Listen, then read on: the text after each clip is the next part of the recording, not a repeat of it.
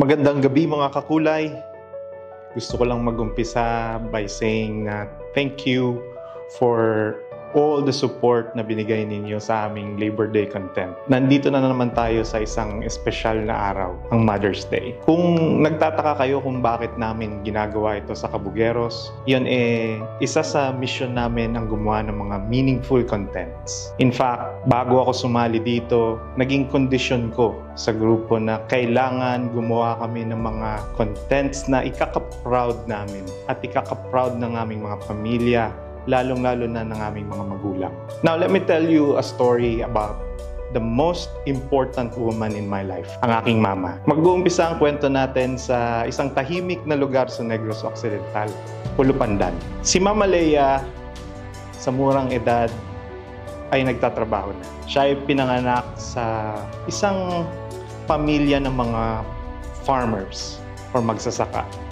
Kung hindi nyo alam, sa Negros Occidental, maraming sugarcane plantations. So, bukod sa pag-aaral, nagtatanim or nagtatabas din ng tubo ang aking ina. So, instead of playing, siya ay nagtatrabaho na nung siya pa ay bata.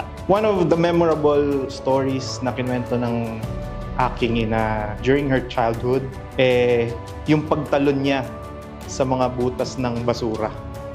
Noon, may mga tambakan ng basura Hukay lang sila. Tinanong ko siya, ba't ka tumatalon sa mga hukay ng basura, ma? Sabi niya, naghahanap siya ng buto ng langka. Yun dahil uulamin pala nila yun. Yung buto ng langka na yun, kukunin niya dun sa hukay.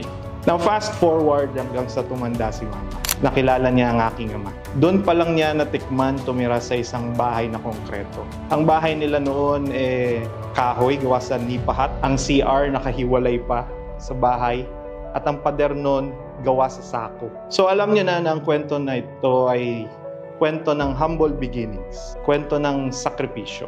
Pero hindi nagtatapos doon ang sakripisyo ni mama. Nung ako'y 18, pinanganak ang bunso naming kapatid, si Leander, na diagnose si Mama Leia ng ovarian cancer. Sa awa ng Diyos, hindi naman ito nag-progress. Pero na-diagnose ang aking kapatid ng autism. Ngayon, magna-19 years old na ang aking kapatid. Siya ay may special needs. Ang aking ina ay matanda na rin. Nag-aalaga ng isang bata may special needs at her senior years. Nung earlier years na aming pamilya, sinubukan din ng mama ko na magtrabaho abroad. 3 trabaho ang kinuha niya sa Hong Kong. Sabay-sabay. Siya ay naging domestic helper, naging secretary, at naging tutor para lang may taguyod kami. Naging mission nila ni Papa na ibigay sa aming magkakapatid ang buhay na hindi nila natamasa. Kaya ganun na lang ang pagsasakripisyong binigay niya or binuhos niya para sa amin. Kahit wala kaming masyado, hindi sila nagkulang pagdating sa edukasyon.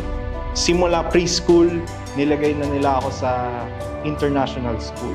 All the best schools our country can offer.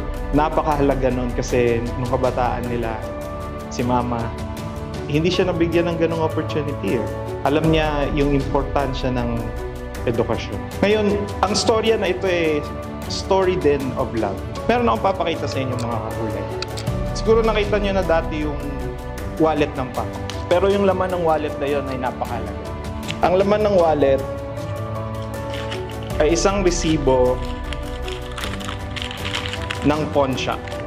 Palawan Pawn Shop. At ang date nito ay 2011 pa. Nung kami nagugutom, sinangla ng magulang ko ang kanilang mga wedding ring.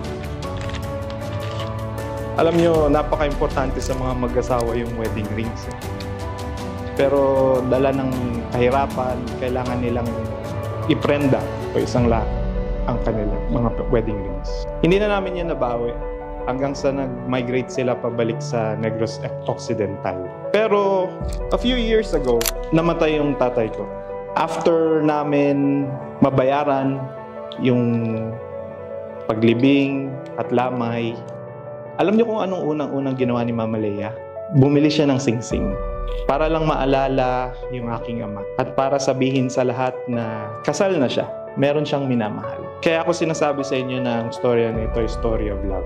Ngayon, tatapusin ko itong kwento ko by saying na alam ko lahat nag-expect na umiyak ako. Pero kahit nakakalungkot yung kwento, this is also a story of happiness. Marami akong natutunan sa aking ina. And if you ask me to remember her, puro masasayang memories lang ang babalik sa akin. Kaya mga kakulay, habang may panahon, show your love and appreciation sa inyong mga nanay. At kung may message man ako sa kay Mama Leia, gusto ko lang sabihin sa kanya na thank you for showing me how to love. Thank you for teaching me the value of women sa family at sa society. Alam nyo, hindi nagme-makeup yan si Mama Leia eh.